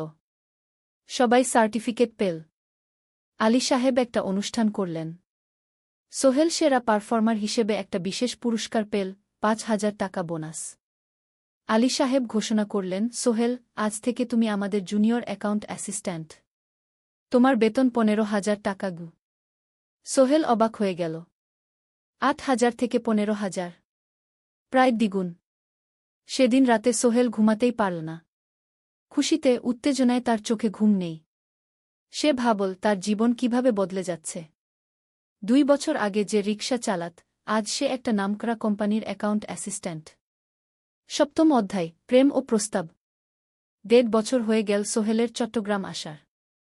সে এখন একজন সফল যুবক। তার মা গ্রামে খুব খুশি। প্রতি মাসে সোহেল 10,000 টাকা পাঠায়। ছোট বোন ঋতু এখন কলেজে ভর্তি হয়েছে সোহেলের পাঠানো টাকায়। মায়ের চিকিৎসাও ভালোভাবে হচ্ছে। মিনার সাথে সোহেলের সম্পর্ক এখন আর শুধু বন্ধুত্ব নয়। দুজন দুজনকে ভালোবাসে। কিন্তু কেউ কাউকে সরাসরি বলার সাহস পায়নি। প্রতিদিন দেখা হয়, গল্প হয়, কিন্তু সেই একটা কথা বলা হয়ে ওঠে না। একদিন শুক্রবার ছুটির দিন। সোহেল মিনাকে বলল, আজ কি একটু ঘুরতে যাবে? কোথায়?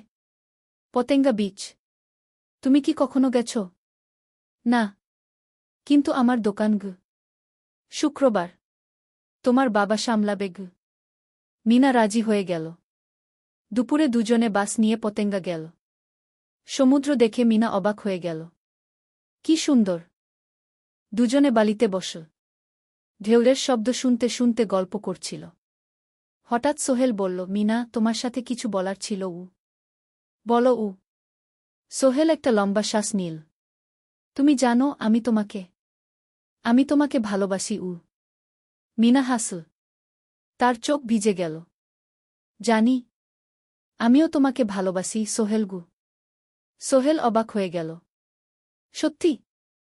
হ্যাঁ। অনেকদিন ধরেই জানি। তুমি আমার জীবনে এসে সব কিছু বদলে দিয়েছ। তোমার সাথে থাকলে আমার মনে হয় আমি যে কোনো কিছু করতে পারব। দুজনে কিছুক্ষণ চুপ করে বসে রইল। সমুদ্রের ঢেউ এসে পায়ে লাগছিল। সূর্য পশ্চিমে ঢলে পড়ছে। আকাশ লালকুমলা হয়ে গেছে। কিন্তু আমার বাবার সাথে কথা বলতে হবে, কি মিনা বলল। আমি তৈরি। যখন বলবে তখন বলব। পরের সপ্তাহে সোহেল মিনার বাবার সাথে কথা বলল। আব্দুল হামিদ সাহেব প্রথমে একটু দ্বিধা করলেন। তুমি কোনো পরিবারের ছেলে? তোমার বাবা কি করতেন? সোহেল সব সত্যি বলল। তার বাবা ছিলেন স্কুল শিক্ষক। মারা গেছেন 10 বছর আগে। মা গ্রামে থাকেন। ছোট বোন কলেজে পড়ে। তুমি নিজে কি করো? আমি আলামিন কনস্ট্রাকশন কোম্পানিতে জুনিয়র অ্যাকাউন্ট অ্যাসিস্ট্যান্ট। মাসে 15,000 টাকা বেতন। আব্দুল হামিদ সাহেব ভাবলেন। তারপর বললেন, দেখো মিনা আমার একমাত্র সন্তান। তার মা নেই। আমি একা তাকে বড় করেছি। আমি চাই মিনা একজন ভালো ছেলের সাথে বিয়ে হোক। তুমি দেখতে ভালো ছেলে মনে হচ্ছে। কিন্তু আমাকে তোমার মায়ের সাথে দেখা করতে হবে। তোমার পরিবারকে জানতে হবে। জি আঙ্কেল। আমি ব্যবস্থা করছি। সোহেল খুশিতে আটখানা। সে সেদিন রাতেই তার মাকে ফোন করল। মাকে সব বলল। মা প্রথমে অবাক হলেন। তারপর খুশি হলেন। মিনা মেয়েটা কেমন? খুব ভালো মা। তুমি দেখলে পছন্দ করবে। ঠিক আছে। আমি আর ঋতু আসছি চট্টগ্রাম। 2 সপ্তাহ পর সোহেলের মা আর বোন চট্টগ্রাম এলো। সোহেল তাদের নিয়ে মিনার বাড়িতে গেল। 2 পরিবার একসাথে বসল। মিনার বাবা সোহেলের মাকে দেখে খুশি হলেন। সোহেলের মা সহজ সরল ভদ্রমহিলা। আপনার ছেলে খুব ভালো। মিনা তাকে পছন্দ করে। আমিও রাজি। আব্দুল হামিদ সাহেব বললেন। আমার সোহেল সৎ ছেলে। মিনাকে খুব ভালোবাসে। আমি জানি ও মিনাকে সুখে রাখবে। কি সোহেলের মা বললেন। বিয়ের তারিখ ঠিক হল। 3 মাস পর। এই 3 মাসে সোহেল যথেষ্ট টাকা জমাবে। বিয়ে হবে সাদামাটা কিন্তু সুন্দর। 8ম অধ্যায়, নতুন পথ। 3 মাস কেটে গেল দ্রুত। সোহেল প্রতিদিন কঠোর পরিশ্রম করছিল। অফিসে তার কাজের প্রশংসা হচ্ছে। আলী সাহেব তাকে এখন ছোটখাটো প্রজেক্টের হিসাব দেখতে দিচ্ছেন। সোহেল তার সঞ্চিত টাকা দিয়ে বিয়ের আয়োজন করল। বিয়ে হল মিনার বাড়ির কাছের একটা কমিউনিটি সেন্টারে। খুব বেশি লোক আসেনি। 2 পরিবারের আত্মীয় স্বজন আর অফিসের কয়েকজন সহকর্মী। কিন্তু অনুষ্ঠান ছিল খুব সুন্দর। সোহেল যখন মিনাকে বিয়ের পোশাকে দেখল, তার মনে হল পৃথিবীর সবচেয়ে সুন্দর মেয়ে সে। লাল শাড়ি পরা, মুখে হালকা মেকআপ, কিন্তু তার স্বাভাবিক সৌন্দর্য ছিল আসল। বিয়ের পর সোহেল একটা ছোট্ট ফ্ল্যাট ভাড়া নিল। 2 রুমের ফ্ল্যাট, মাসে ভাড়া 5,000 টাকা। মিনা এখনও তার পড়াশোনা চালিয়ে যাচ্ছে। আরও 1 বছর বাকি গ্র্যাজুয়েশন শেষ হতে। সোহেলের মা আর বোন গ্রামে ফিরে গেল। মা বলে গেলেন, সোহেল, মিনাকে ভালো রাখিস। মেয়েরা অনেক ত্যাগ করে সংসার করতে। জানি মা। নতুন জীবন শুরু হল। সোহেল সকালে অফিসে যায়, সন্ধ্যায় ফেরে। মিনা সকালে কলেজে যায়, দুপুরে ফিরে রান্না করে, ঘর গোছায়। সন্ধ্যায় দুজনে একসাথে বসে পড়াশোনা করে, গল্প করে, টিভি দেখে। জীবন সুন্দর ছিল। কিন্তু চ্যালেঞ্জও ছিল। মাসিক খরচ, ভাড়া 5,000, বাজার 3,000, বিদ্যুৎ গ্যাস 1,000, মায়ের জন্য 5,000, মিনার কলেজের খরচ 1,000 দুয়েক। মোট প্রায় 14,000 টাকা। বাঁচত মাত্র 1,000 খানেক। কিন্তু সোহেল হাল ছাড়ল না। সে সন্ধ্যায় একটা কম্পিউটার ট্রেনিং সেন্টারে পার্ট টাইম পড়ানো শুরু করল। সপ্তাহে 3 দিন 2 ঘন্টা করে। এতে মাসে আরও 3,000 টাকা আসতে লাগল। মিনাও বসে থাকল না। সে বাড়িতে বসে কয়েকজন স্কুলের ছাত্রছাত্রীকে টিউশন পড়াতে শুরু করল। মাসে 2,000 টাকা আয়। এভাবে কেটে গেল 6 মাস। দুজন মিলে পরিবার চালাচ্ছে, স্বপ্ন দেখছে। একদিন সোহেল বলল, মিনা, আমি একটা নতুন স্বপ্ন দেখছি গু। কি? আমি নিজে একটা ছোট্ট কনস্ট্রাকশন কোম্পানি খুলতে চাই। ছোট ছোট প্রজেক্ট নেব। বাড়ি মেরামত, ছোট বিল্ডিং বানানো, এসব। তোমার কি যথেষ্ট অভিজ্ঞতা আছে? আছে। আমি 2 বছর ধরে এই কাজের সাথে জড়িত। অনেক কিছু শিখেছি। আর আলী সাহেবও আমাকে সাহায্য করবেন গু। কিন্তু টাকা কোথায়? কোম্পানি খুলতে তো অনেক টাকা লাগবে গি। আমি জমাচ্ছি। আরও 1 বছর কাজ করব। তারপর চেষ্টা করব। মিনা তাকে সমর্থন দিল। তুমি পারবে। তোমার মধ্যে সেই শক্তি আছে গি। 9ম অধ্যায়, চ্যালেঞ্জের সময়। কিন্তু ভাগ্য সবসময় অনুকূলে থাকে না। সোহেল যখন স্বপ্ন দেখছিল নিজের কোম্পানি খোলার, তখনই একটা বড় সমস্যা এল। আলী সাহেবের কোম্পানি একটা বড় প্রজেক্ট পেয়েছিল। একটা 10তলা বিল্ডিং বানানোর কাজ। কিন্তু প্রজেক্টের প্রধান ইনভেস্টর হঠাৎ পালিয়ে গেল। তিনি কোম্পানির কাছ থেকে প্রায় 50 লাখ টাকা নিয়ে গেছেন, কিন্তু কাজ শেষ হয়নি। কোম্পানি বড় ক্ষতির মুখে পড়ল। আলী সাহেব অনেক কর্মচারীকে ছাঁটাই করতে বাধ্য হলেন। প্রায় 10 জনকে চাকরি থেকে বাদ দিলেন। বাকিদের বেতন কমাতে হল। সোহেলকে আলী সাহেব ডেকে বললেন, সোহেল, আমি তোমাকে রাখতে চাই। তুমি বিশ্বস্ত কর্মচারী। কিন্তু তোমার বেতন কমাতে হবে। 15,000 থেকে 10,000। সোহেল মনে মনে চিন্তায় পড়ে গেল। 10,000 টাকায় সংসার চলবে কিভাবে? মায়ের খরচ, ভাড়া, বাজার সব মিলিয়ে তো 14,000 টাকা লাগে। কিন্তু সে কিছু বলল না। ঠিক আছে স্যার। বাড়ি ফিরে সোহেল মিনাকে সব বলল। মিনা চিন্তিত হয়ে গেল। এখন কি হবে? চিন্তা করো না। আমি পার্ট টাইম টিউশনির সময় বাড়াব। আর তুমিও বেশি করে টিউশন নাও। কিন্তু আমার তো পড়াশোনাও আছে গি। জানি। কিন্তু এখন এটাই করতে হবে গু। সোহেল সন্ধ্যায় আরও 2টো জায়গায় পার্ট টাইম কাজ খুঁজল। একটা দোকানের সন্ধ্যায় হিসাব দেখার কাজ পেল। মাসে 2,000 টাকা। আরেকটা জায়গায় সপ্তাহান্তে কম্পিউটার রিপেয়ারের কাজ পেল। মাসে 1,500 টাকা। মিনাও 3 জন নতুন স্টুডেন্ট নিল টিউশনে। তার আয় বাড়ল 2,000 থেকে 3,500-এ। কঠিন সময় ছিল। সোহেল সকাল 8টায় অফিসে যেত, সন্ধ্যা 6টায় ফিরত। তারপর একটু বিশ্রাম নিয়ে 7:30টায় বের হতো পার্ট টাইম কাজে। রাত 10টায় বাড়ি ফিরত। রবি-সোমবার কম্পিউটার রিপেয়ারের কাজ। মিনাও সকালে কলেজে যেত, দুপুরে ফিরে রান্না করত, তারপর বিকেলে টিউশন পড়াত। রাতে খাওয়া দাওয়ার পর পড়াশোনা করত। দুজনেরই শরীর খারাপ হতে শুরু করল। সোহেল একদিন অফিসে অজ্ঞান হয়ে পড়ে গেল। ডাক্তার দেখাতে নিয়ে গেল। ডাক্তার বলল, অতিরিক্ত পরিশ্রম। শরীরে পুষ্টির অভাব। ঠিকমতো খাচ্ছেন না মনে হচ্ছে গি। সত্যি কথা, খরচ বাঁচাতে সোহেল আর মিনা অনেক সময় কম খেত। মাংস মাছ কিনত সপ্তাহে 1 দিন। বাকি সময় শাকসবজি, ডাল। মিনা সোহেলকে বলল, আর নয় সোহেল। তুমি এভাবে নিজেকে শেষ করে ফেলছ। আমার পড়াশোনা বন্ধ করে দিই। আমি ফুল টাইম চাকরি করি গি। না, সোহেল জোর দিয়ে বলল। তোমার পড়াশোনা বন্ধ হবে না। আরও মাত্র 6 মাস বাকি।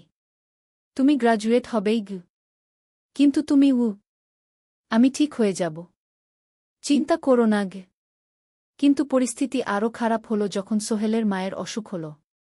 হার্টের সমস্যা। হাসপাতালে ভর্তি করতে হল। খরচ 50,000 টাকা। সোহেলের হাতে এত টাকা কোথায়? সে করিম মামার কাছে ধার চাইল। করিম মামা 20,000 টাকা দিলেন। বাকি 30,000 টাকা সোহেল একটা এনজিও থেকে ঋণ নিল।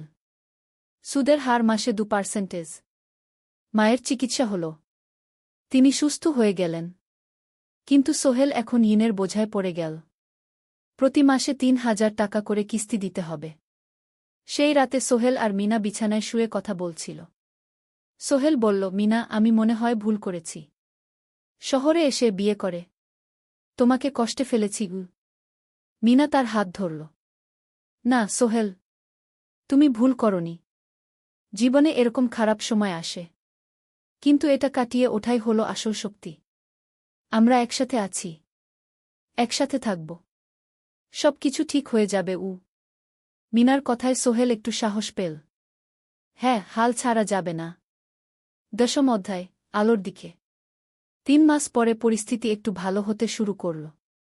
আলী সাহেবের কোম্পানি একটা নতুন প্রজেক্ট পেল, একটা স্কুল বিল্ডিং বানানোর কাজ। কোম্পানি আবার স্থিতিশীল হতে শুরু করল। আলী সাহেব সোহেলকে ডেকে বললেন, সোহেল, আমি তোমার কঠোর পরিশ্রম দেখেছি। খারাপ সময়েও তুমি কোম্পানি ছেড়ে যাওনি। আমি কৃতজ্ঞ। আজ থেকে তোমার বেতন আবার 15,000 টাকা। সোহেল খুশি হয়ে গেল। ধন্যবাদ স্যার। মিনাও গ্র্যাজুয়েশন শেষ করল, ভালো ফলাফল করল। সে এখন চাকরি খুঁজছে। একদিন মিনা একটা প্রাইভেট স্কুলে শিক্ষিকার ইন্টারভিউ দিতে গেল। ইন্টারভিউ ভালো হল, তাকে নিযোগ দেওয়া হল। বেতন 12,000 টাকা। সেদিন সন্ধ্যায় দুজনে মিলে একটা ছোট্ট পার্টি করল। একটা বিরিয়ানি কিন, কোমল পানীয় কিন। দুজনে মিলে খেল। আমরা পেরেছি সোহেল, মিনা বলল। হ্যাঁ, আমরা পেরেছি গু। এখন দুজনের মিলিয়ে আয় 27,000 টাকা। খরচ চালানোর পর প্রায় 10,000 টাকা বাঁচে। সোহেল এই টাকা দিয়ে লেন শোধ করতে শুরু করল। পার্ট টাইম কাজগুলো ছেড়ে দিল। শরীরের যত্ন নেওয়া শুরু করল। আরও 6 মাস পরে সোহেলের কাছে একটা বড় সুযোগ এলো। আলী সাহেব একদিন তাকে ডাকলেন। সোহেল, তুমি কি নিজের ব্যবসা করতে চাও? স্যার, আমি তোমাকে একটা ছোট্ট প্রজেক্ট দিতে চাই। একটা 3 তলা বিল্ডিংয়ের কনস্ট্রাকশন। তুমি ম্যানেজ করবে, আমি শুধু সুপারভাইজ করব। লাভের 50% তোমার গু। সোহেল ভাবল, এটা একটা বড় সুযোগ, কিন্তু ঝুঁকিও আছে। যদি কাজটা ভালোভাবে না হয়? স্যার, আমি চেষ্টা করব, কিন্তু যদি ভুল হয়?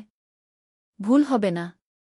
আমি তোমার উপর বিশ্বাস রাখছি, তুমি পারবে গু। সোহেল রাজি হয়ে গেল। এই প্রজেক্ট তার জীবনে টার্নিং পয়েন্ট হতে পারে। 11 অধ্যায়, স্বপ্ন পূরণের পথে। পরের 6 মাস সোহেল খুব কঠোর পরিশ্রম করল। প্রজেক্টটা ম্যানেজ করা সহজ ছিল না। শ্রমিক নিযোগ, ম্যাটেরিয়াল কেনা, কাজের তদারকি, সময়মতো কাজ শেষ করা, সব দায়িত্ব তার। প্রথম 2 মাস খুব চাপের মধ্যে গেল। একদিন একজন শ্রমিক কাজ করতে গিয়ে আহত হল। সোহেল তাকে হাসপাতালে নিয়ে গেল, তার চিকিৎসার খরচ দিল। এতে প্রজেক্টের বাজেট একটু বাড়ল, কিন্তু সোহেল জানত এটা করা দরকার। আরেকদিন ভুল ম্যাটেরিয়াল ডেলিভারি হল। সোহেল সেগুলো ফেরত পাঠাল, সঠিক জিনিস আনাল। এতে 3 দিন দেরি হল, কিন্তু কাজের মান ঠিক রইল।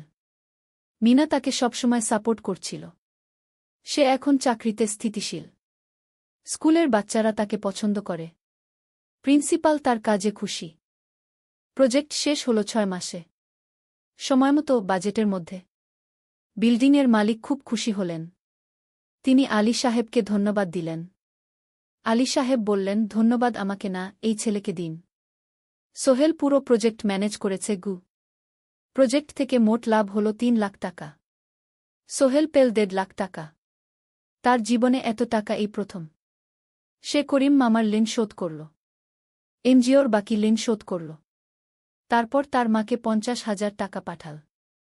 মা দিয়ে গ্রামের বাড়িটা একটু মেরামত করাল, বোন ঋতুর জন্য একটা ল্যাপটপ কিনল। বাকি টাকা দিয়ে সোহেল একটা ব্যাংক অ্যাকাউন্টে জমা রাখল, ভবিষ্যতের জন্য। আলী সাহেব সোহেলকে আরও 2টো প্রজেক্ট দিলেন, এবার একটু বড়। সোহেল আত্মবিশ্বাসের সাথে সেগুলোও শেষ করল। 2 বছর পরে সোহেল সিদ্ধান্ত নিল, এবার নিজের কোম্পানি খোলার সময় এসেছে। 10 অধ্যায়, নতুন শুরু। সোহেল তার সব জমানো টাকা দিয়ে একটা ছোট্ট অফিস ভাড়া নিল। 2 রুমের অফিস। একটা রুমে কাজের জায়গা, আরেকটায় ছোট্ট মিটিং রুম। অফিসের সামনে একটা বোর্ড লাগাল, Sohel construction and development. Mina তাকে সাহায্য করছিল। সে অফিসের অ্যাকাউন্টস দেখত সন্ধ্যায় স্কুল থেকে ফিরে। দুজন মিলে একটা টিম। প্রথমে ছোট ছোট কাজ নিল। বাড়ি মেরামত, দোকান সংস্কার, ছোট বিল্ডিং কনস্ট্রাকশন। কাজের মান ভালো রাখার চেষ্টা করল। সময়মতো শেষ করল। দাম ন্যায্য রাখল। ধীরে ধীরে সোহেলের সুনাম ছড়িয়ে পড়ল। মানুষ তাকে বিশ্বাস করত। তার কাছে নতুন নতুন কাজ আসতে লাগল। প্রথম বছর খুব কষ্ট হল। কখনো লাভ হতো, কখনো লস। কিন্তু সোহেল থেমে থাকল না। সে শিখতে লাগল ব্যবসা কিভাবে চালাতে হয়। দ্বিতীয় বছরে পরিস্থিতি ভালো হল। সোহেল এখন ৩ জন স্থায়ী কর্মচারী নিযোগ দিল। একজন ইঞ্জিনিয়ার, একজন সুপারভাইজার, একজন অফিস সহায়ক। তৃতীয় বছরে একটা বড় প্রজেক্ট পেল। একটা স্কুল বিল্ডিং বানানোর কাজ। ৫ তলা বিল্ডিং। সোহেল পুরো মনোযোগ দিয়ে কাজটা করল। শ্রমিকদের ভালো বেতন দিল, ভালো ম্যাটেরিয়াল ব্যবহার করল, সময়মতো কাজ শেষ করল। স্কুল কর্তৃপক্ষ খুব খুশি হল। তারা সোহেলের কাজের প্রশংসা করল। এই প্রজেক্ট থেকে সোহেল প্রায় ৫ লাখ টাকা লাভ করল। এই টাকা দিয়ে সে আরও ভালো একটা অফিস নিল। আরও কর্মচারী নিযোগ দিল। এখন তার কোম্পানিতে ১০ জন স্থায়ী কর্মচারী। প্রজেক্ট অনুযায়ী আরও শ্রমিক নিযোগ দেওয়া হয়। ত্রয়োদশ অধ্যায়, পরিবার। এদিকে সোহেল আর মিনার সংসারেও খুশির খবর এল। মিনা গর্ভবতী। ৯ মাস পর তাদের একটা মেয়ে হল। নাম রাখল সারা। সারা যখন জন্মাল, সোহেলের মা আর বোন চট্টগ্রামে এল। মা ১ মাস থেকে গেলেন। মিনাকে সাহায্য করলেন। সোহেল এখন একটা বড় ফ্ল্যাট ভাড়া নিয়েছে। ৩ রুমের ফ্ল্যাট। একটা রুমে সোহেল, মিনা, একটায় সারা, আরেকটায় অতিথি রুম। মায়ের জন্য সোহেল সিদ্ধান্ত নিল তাকে চট্টগ্রামে নিয়ে আসবে। গ্রামে একা থাকা ঠিক না। কিন্তু মা রাজি হলেন না। না বাবা, আমি গ্রামেই থাকব। এখানে আমার পরিচিত মানুষ আছে। তোর বোনকে নিয়ে যা। ও ঢাকায় পড়ছে, চট্টগ্রামে এনে ভালো কোথাও ভর্তি করিয়ে দেগি। সোহেল তাই করল। ঋতুকে চট্টগ্রাম বিশ্ববিদ্যালয়ে ভর্তি করিয়ে দিল। ঋতু এখন সোহেলের ফ্ল্যাটে থাকে, বিশ্ববিদ্যালয়ে পড়ে। সোহেলের মনে হল তার জীবন এখন পরিপূর্ণ। স্ত্রী, মেয়ে, বোন সবাই তার কাছে। ব্যবসা ভালো চলছে।